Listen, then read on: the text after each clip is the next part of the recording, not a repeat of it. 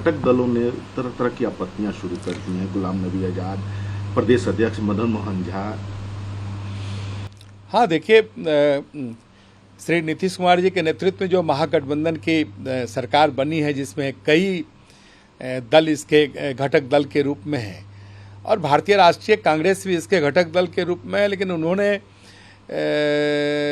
उनके वरिष्ठ नेता श्री गुलाम नबी आज़ाद ने कहा है कि कांग्रेस की हिस्सेदारी बिहार के मंत्रिमंडल में काफ़ी कम है।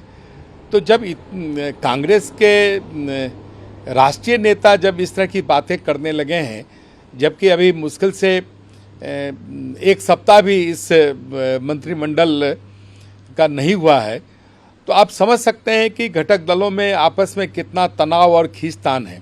और इतना ही नहीं, कांग्रेस के बिहार के जो वरिष्ठ नेता हैं श्री मदन मोहन झा जी, तो उन्होंने तो कहा ही, उन्होंने तो और स्पष्ट कर दिया है कि श्री राहुल गांधी हमारे कांग्रेस के प्रधानमंत्री के उम्मीदवार हैं, यानी यूपीए के उम्मीदवार हैं। और श्री नीतीश कुमार जी जिस प्रधानमंत्री के उम्मीदवार के लुभावने स्वप्न को लेकर एनडीए गठबंधन को छोड़ने का काम किया है और वो महागठबंधन के साथ चले गए हैं, जहां कोई वहां भी वैकेंसी उनकी नहीं हो रही है। भारतीय जनता पार्टी में तो वैकेंसी अभी लंबे वक्त तक नहीं है, क्योंकि हमारे श्रेष्ठ नेता श्री नरेंद्र मोदी जी हैं, जिनके नेतृत्व में बेहतर सरकार चल रही है। लेकिन जो यूपीए है और जो विपक्ष का जो गठबंधन के सपने ये देख रहे हैं, वहाँ भी इनकी वैकेंसी को नकार दिया गया है। और इससे समझा जा सकता है कि नीतीश कुमार जी इस चक्कर में किस प्रकार से वो फंस चुके हैं। अभी लगातार जब से मंत्रिमंडल का विस्तार हुआ, 16 तारीख को विस्तार हुआ है, आरोप कोई धान घोटाला, कोई अपहरण मामले में फरार, शिक्षा मंत्री चंद्रशेखर जी पर भी कई तरह के आरोप। ये क्या हो रहा है? आपके समय में तो ऐसा कभी नहीं होता था, आप लोग घटक दल में। अरे देखिए, जब एनडीए की सरकार थी और नीतीश कुमार जी को कभी इस तरह के आरोपों का सामना नहीं करना पड़ा अपने घटक दल के जो उनके साथी थे। लेकिन जिस प्रकार से महागठबंधन के साथ इन्होंने साथ सरकार बनाई है, लगातार रोज इस तरह के आरोपों का सामना करना पड़ रहा है और इनके दल के अंदर भी आपस में काफ़ी खींचतान है। आप समझ सकते हैं कि जब मुद्दा विहीन सरकार का बनती है तो इस सरकार का भविष्य इसी प्रकार का होता है। मुझे लगता है कि हिंदुस्तान की राजनीति में, बिहार की राजनीति में ये पहली सरकार है जिस सरकार के सामने में कोई कार्यक्रम नहीं है।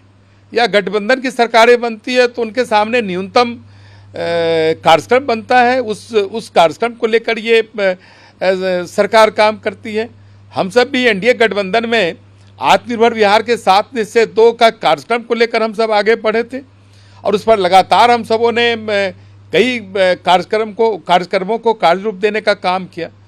और जब मुद्दा विहीन सरकार बनेगी तो स्वाभाविक है कि बिहार विकास की ओर नहीं जाकर बिहार विनाश की ओर बढ़ चला है। और एक चीज़ तो मैं बता दूं, जिस मुद्दे को लेकर श्री नीतीश कुमार जी 2005 में एनडीए की सरकार उनके नेतृत्व में बनी और बिहार विकास के पटरी पर बढ़ा, तो यहाँ तो मछली और दूध एक साथ मिल गए हैं, तो विकार तो होना ही है।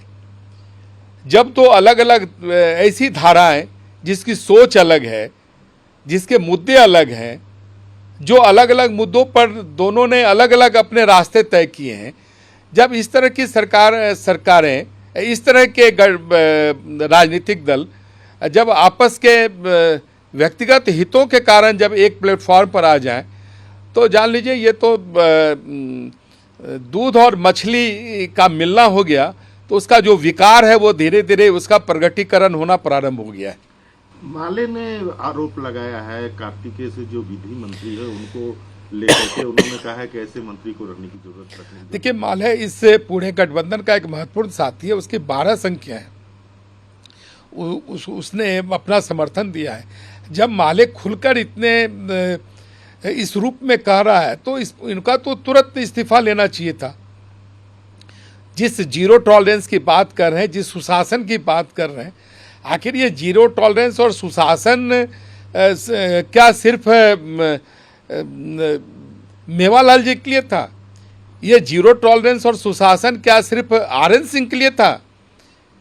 आखिर श्री नीतीश कुमार जी को ये हिम्मत क्यों नहीं हो रही है कि राष्ट्रीय जनता दल के इस तरह के मंत्रियों पर वो कार्रवाई करें?